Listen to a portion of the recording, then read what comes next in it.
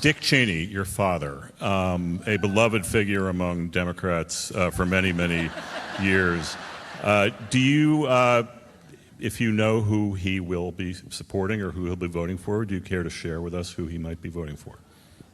Dick Cheney will be voting for Kamala Harris. Okay. Wow. This is my video update on this Sunday afternoon, September the 8th. Let's talk about some news. Lemon trees in Limassol. Beautiful, huh? All right, the Financial Times London event. That is what we are going to start off with. And headlining this Financial Times event was CIA Chief Mr. Burns. And also headlining with the CIA Chief was MI6 Chief Roger Moore. No, not Roger Moore. Richard Moore. Richard Moore, the MI6 head honcho. What an amazing event, huh? Financial Times, London. You get to listen to CIA Burns and MI6 Moore. Wow, what an event. And they talked about the dangers, the evils, the threats that are China and Russia. That is what they talked about, and how they are going to protect the world, protect democracy from the axis of evil. So, Burns and Moore, they said a lot of interesting things about Project Ukraine. A lot of interesting things. They both said that the Kursk incursion was a military tactical success. That is what they both said. It was a success. The Kursk incursion. They said that it was such a success that now the Russian oligarchs, the really wealthy Russians, they are starting to question Putin's power. Oh boy, Putin is in trouble because of the Kursk incursion. Yeah, they said that Burns and Moore said that the Kursk incursion is just one piece of Zelensky's victory plan puzzle. It's one piece in the victory plan puzzle, the Kursk incursion. That's what they said. They did not elaborate on what the victory plan, the entire plan, looks like, but they said that the Kursk incursion is one part of Zelensky's victory plan, and they said that this has rattled the Kremlin. It's got the Russian oligarchs starting to doubt Putin, and who knows, we may be getting a regime change in Russia, according to Burns and Moore. Someone's been drinking Carlsberg. That's a lot of Carlsberg. Terrible that they just threw it there, huh?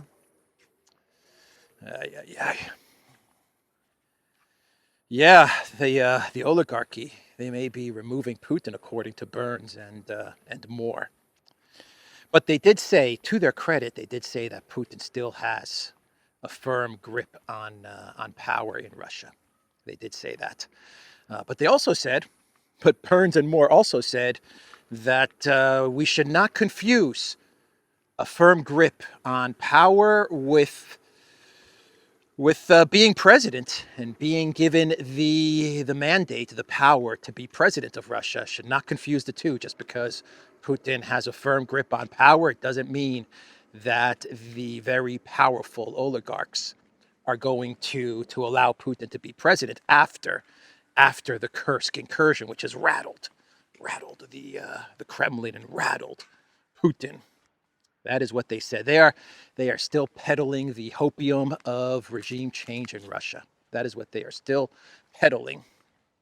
And to be honest, Burns and Moore given the audience that they were speaking to, you got to imagine that people attending a Financial Times event with the CIA and MI6 chief headlining, these are going to be globalist warmonger, neoliberal neocons, and they don't want to hear from the CIA or the MI6 that Kursk was actually a debacle. It was a disaster. They don't want to hear that the front lines in Donbass are collapsing. They don't want to hear that the Russian economy is doing awesome, that Putin's approval rating is still double that of any collective West leader.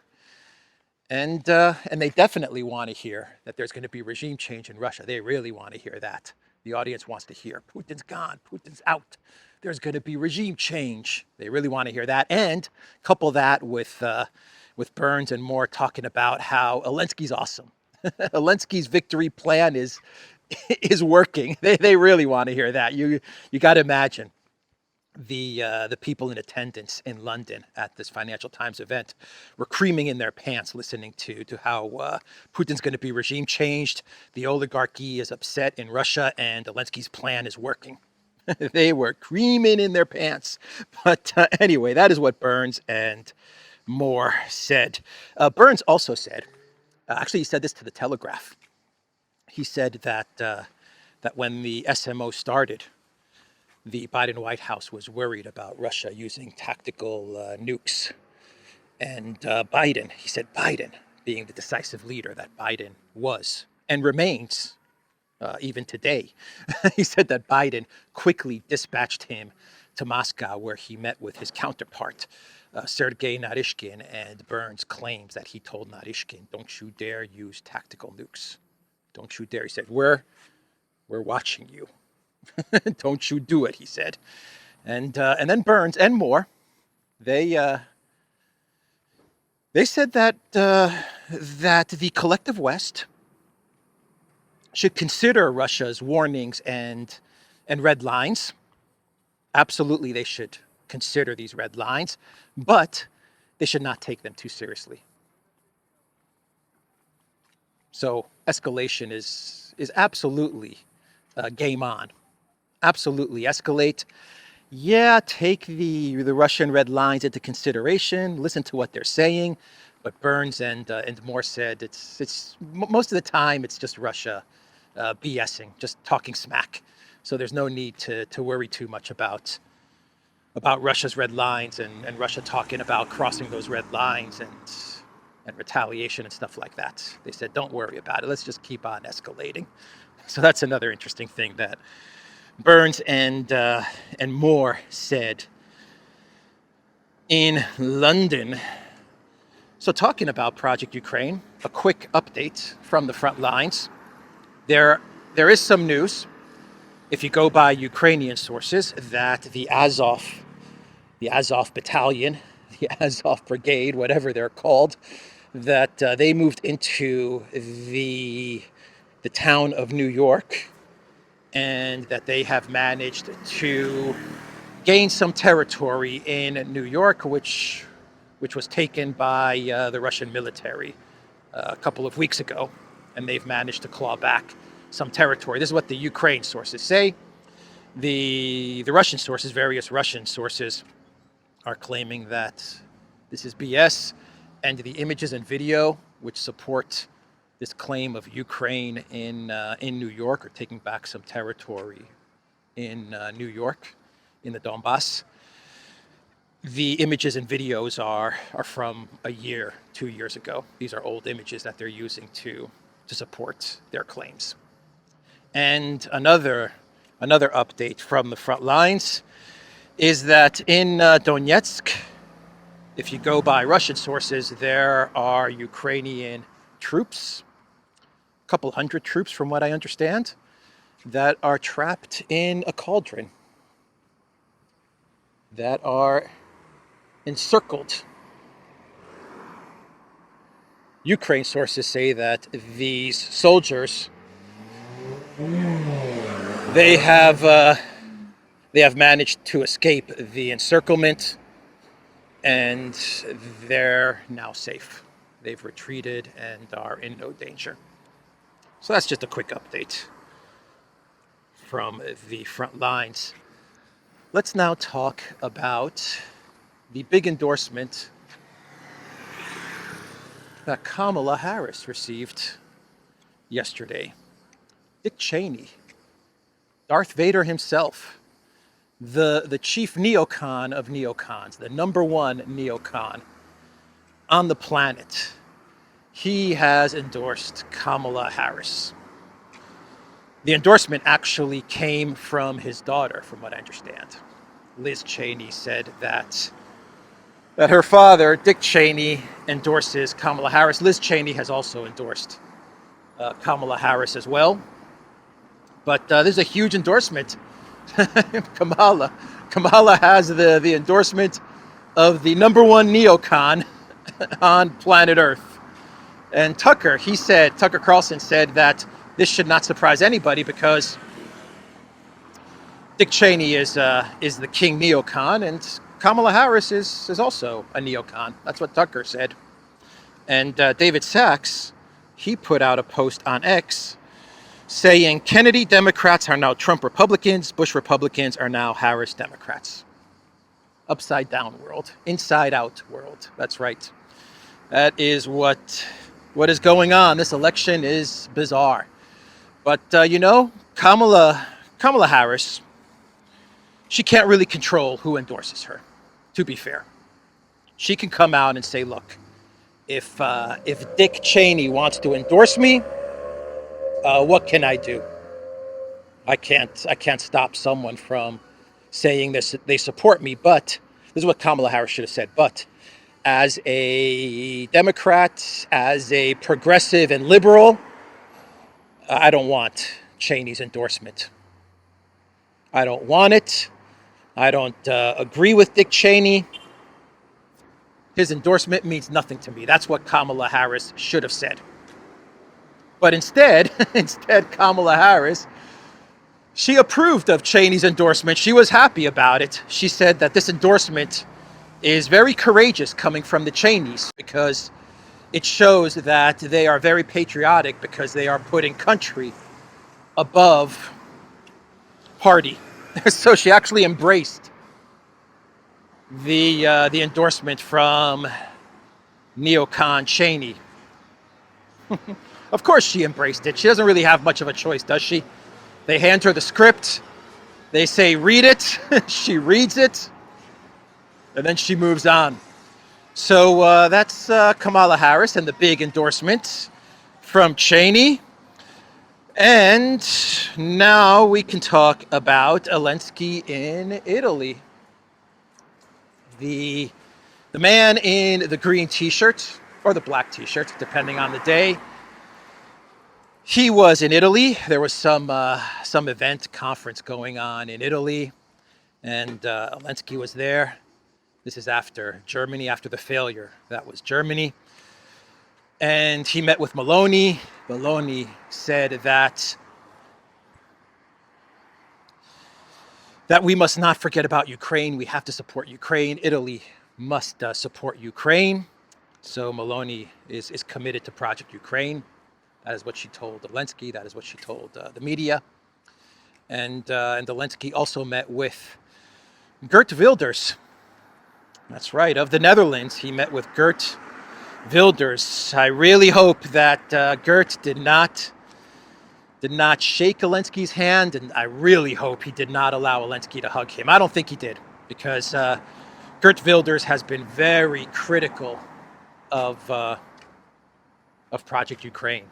Very critical. He has not been a supporter of Project Ukraine, at least from what I know. He has not been a supporter of Project Ukraine.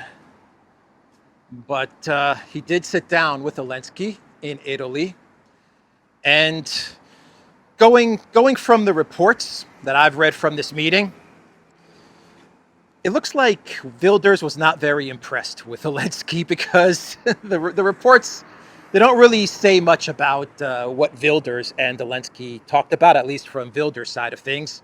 From the Ukraine readout, they say that Zelensky asked for for support. He thanked the Netherlands for the support and for the money and for the weapons. Give me more money, give me more weapons, give me more support. So Ukraine was talking up the cooperation between the Netherlands and Ukraine.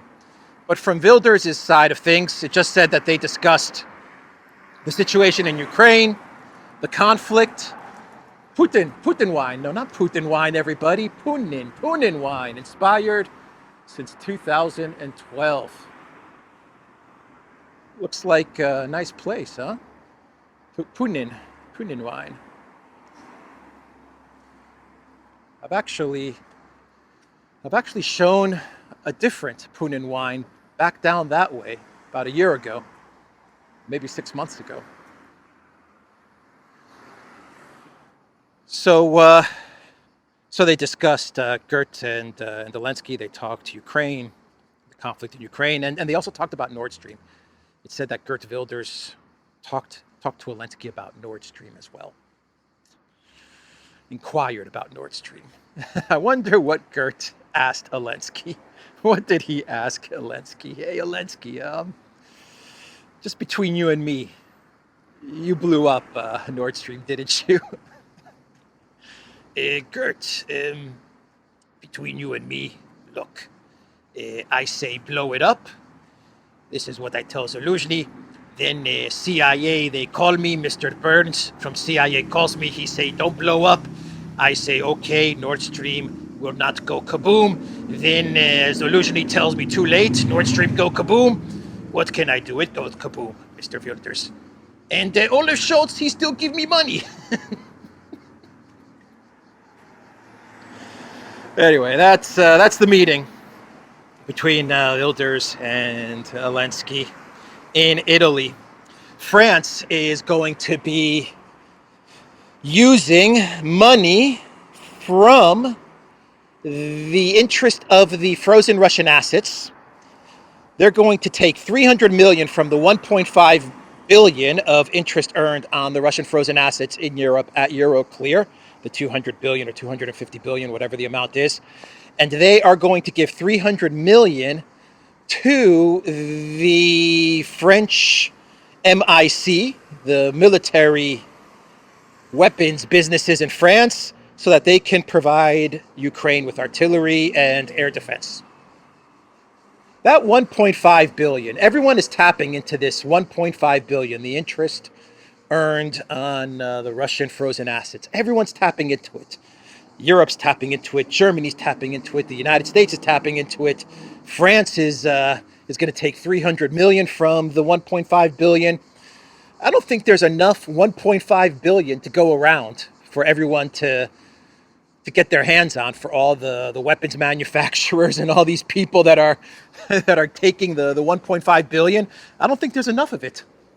You know what I think is going on? I think that they're tapping into the 250 billion now. That's my suspicion. I think they're going at the principle, right? The 200 billion that's frozen. They're dipping into that. That's what I think is going on, man. I'm telling you, this is like a Dumb and Dumber event that is taking place. They're going to give Putin in 2-3 years, when all of this is settled, and Russia gets their 200 or 250 billion back, or they've been awarded. They've been given the right to get back the 200 or 250 billion.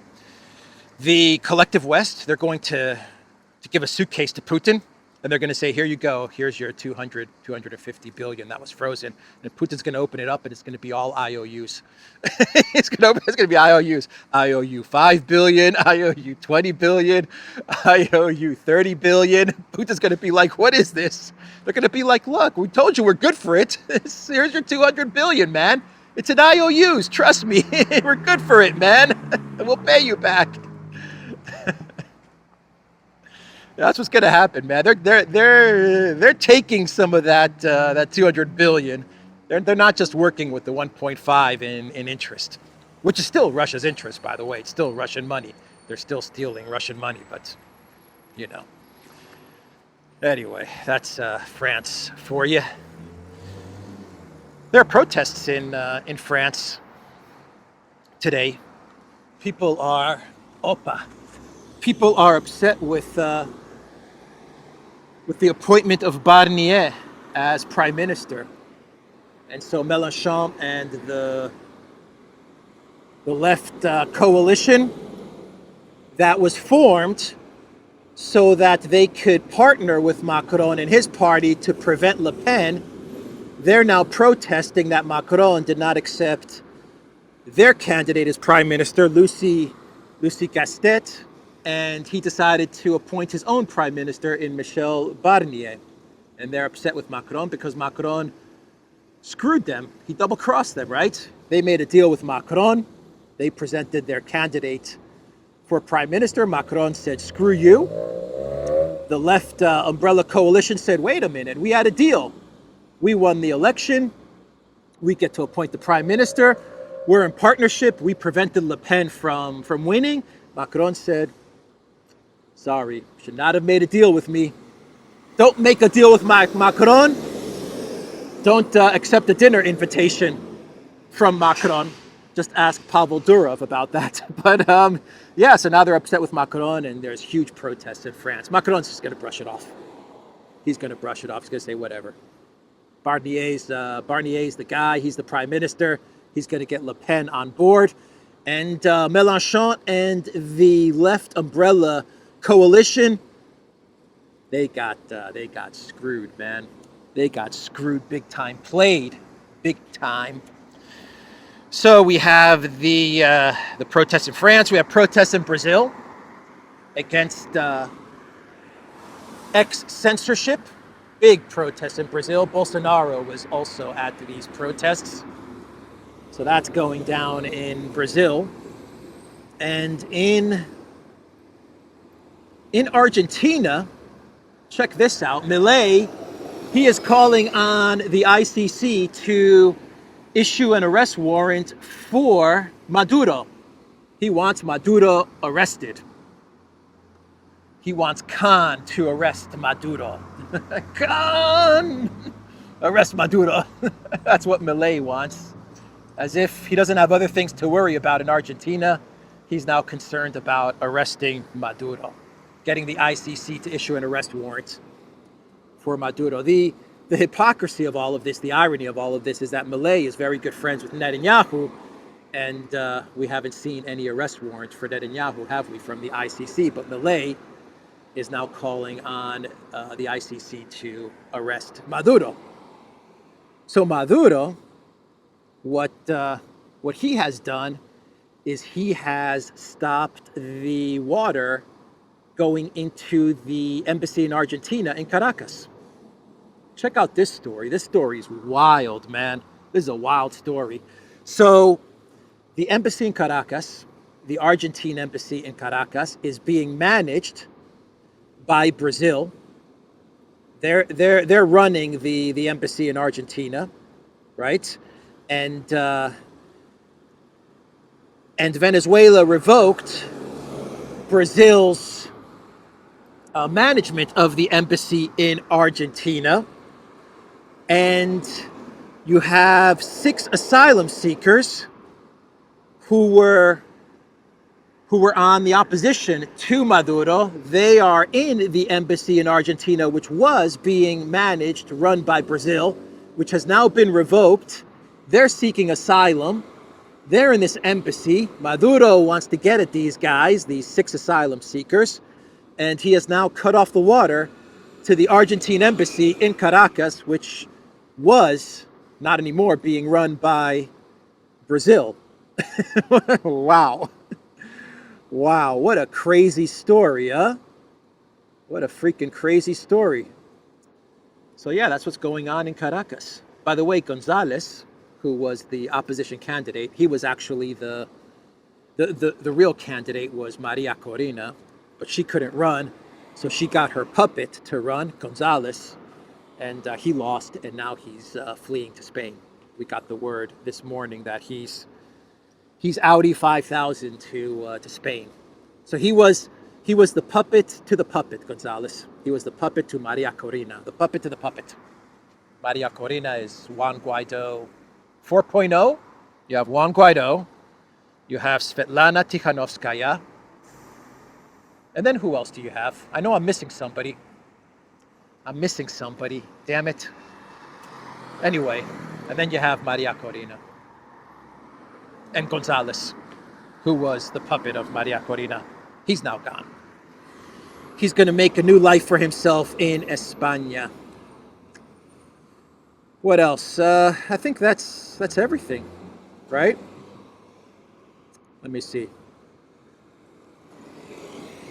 Yeah, let's start talking some clown world. Let's get walking again. So Trump, he was speaking in Wisconsin, and Trump, he was upset. He was telling people at the rally in Wisconsin that he's upset that Putin has endorsed Harris. He was joking. He was joking, doing a little bit of trolling. But yeah, he was commenting about Putin's endorsement of Harris. Is it a good thing or is it a bad thing? That's what Trump was trying to figure out. I think that's what we're all trying to figure out. Because if Putin endorsed Trump, then the globalists would be going crazy. But now that Putin has endorsed Harris, the globalists are now going crazy. So I don't know, is a Putin endorsement a good thing or a bad thing? I don't know. Anyway, what else? One more clown world. They have some fish meze, meat meze, pilmini soup. Вкусно, eh? Очень вкусно. Santa Maria meze. And we got the gents barbers.